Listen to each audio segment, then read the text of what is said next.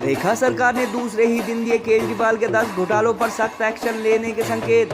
स्वास्थ्य मंत्री ने मोहल्ला क्लिनिक संबंधी रिपोर्ट मांगी तो दिल्ली भाजपा अध्यक्ष बोले केजरीवाल सरकार ने एडवर्टीजमेंट पर लुटाया जनता का खजाना। विधानसभा चुनाव के दौरान गृह मंत्री अमित शाह व अनुराग ठाकुर जैसे आला भाजपा नेताओं ने जारी की थी केजरीवाल के 10 कथित घोटालों की लिस्ट।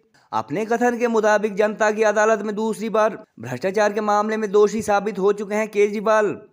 चुनाव प्रचार के दौरान पीएम मोदी ने भी की थी जिसने लूटा है उसे लौटाना होगा वाली कमिटमेंट।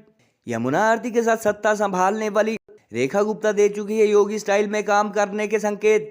15 साल कांग्रेस का राज रहा, 13 साल आम आदमी पार्टी ने राज किया।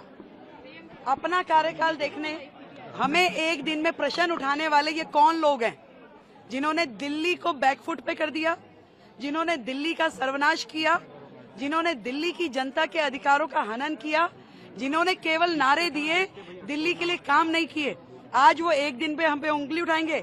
ये हम हैं जिन्होंने पहली दिन शपथ लेते ही कैबिनेट की मीटिंग करी और उस कैबिनेट की मीटिंग में आयुष्मान योजना जो कि आम आदमी पार्टी की सरकार ने रोक रखी थी, लाखों लोगों के अधिकारों का हनन किया हुआ था, 10 लाख रुपए का लाभ सीधा सीधा हमने आयुष्मान को दिल्ली को पहली कैबिनेट की मीटिंग पहले दिन शपथ लेते ही दिया है। ये कोई लोग नहीं है, इन्हें कोई अधिकार नहीं है हमसे प्रश्न करने का। इन्हें अपना गिरेबान झांक के देखना चाहिए। दिल्ली की चिंता अब हम करेंगे। मोदी जी के नेतृत्व में दिल्ली के जो अधिकार हैं वो दिल्ली को दिए जाएंगे। कृपया अपना ध्यान रखें, अपनी पार्टी का ध्यान रखें। उसमें बहुत टूट फूट हो रही है, न जाने कितने लोग खिसकने के लिए तैयार हैं।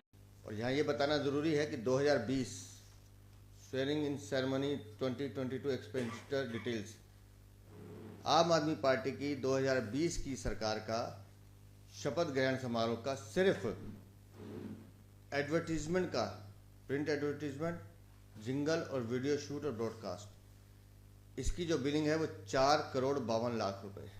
और कल जो भारतीय जनता पार्टी के मुख्यमंत्री रेखा गुप्ता ने जब शपथ ग्रहण समारोह किया तो दिल्ली सरकार का एक भी रुपया उसमें खर्च नहीं किया गया। और जब उन्होंने ऑफिस भी संभाला तो भी उसमें कोई सरकारी खर्चा नहीं किया गया। 4 करोड़ 52 लाख रुपए ये print advertisement display front full page on 3 days. इन्होंने घोटालों की भरमार कर दी।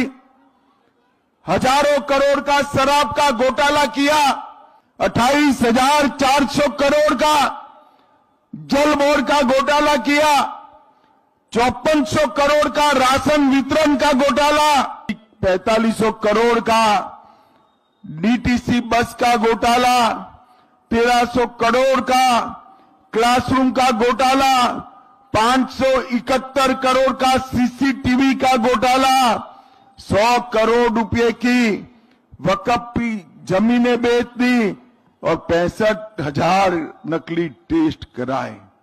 भाइयों बहनों, भ्रष्टाचार के खिलाफ लड़कर आए केजरीवाल स्वयं भ्रष्टाचार की मूर्ति बन गए और बड़े मियां छोटे मियां दोनों शराब घोटाले में जेल में गए। एक कार्यकर्ता के नाते मेरे साथ आ गया। मैं हमेशा उसको कहते गया, हमेशा जीवन में आचार शुद्ध रखना, विचार शुद्ध रखना, जीवन निष्कलंक रखना। लेकिन दिमाग में पैसा बैठा, धन और दौलत बैठा और वो फिसल गया। उसको क्या कर सकते। दिल्ली की भाजपा पर रेखा सरकार ने शपथ ग्रहण के दूसरे ही दिन आज केजरीवाल के 10 घोटालों पर सख्त एक्शन लेने के संकेत दे दिए हैं। नई सरकार के स्वास्थ्य मंत्री डॉक्टर पंकज कुमार ने जहां विभाग के अधिकारियों से मोहल्ला क्लिनिक संबंधी रिपोर्ट गुरुवार तक तलब की है, वहीं दिल्ली भाजपा अध्यक्ष वीरेंद्र सचदेवा ने केजरीवाल द्वारा विज्ञापन पर सरकार अथवा जनता के खजाने से करोड़ों रुपए खर्च करने की बात कही।